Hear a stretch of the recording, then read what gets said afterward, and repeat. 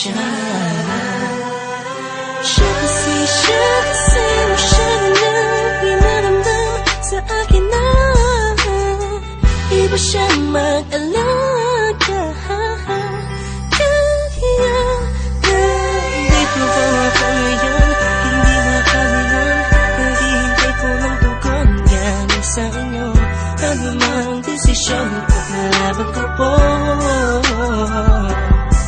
Mangyari po tayo magkasundo sa pinaka-espesyal na araw sa buhay ko. Sana'y payagan mo na kami naman ay magpapasal sa lalong matanging panahon. Hayaan niyo po sana kami na magsama na magsalo sa pag-ibig at magtabi.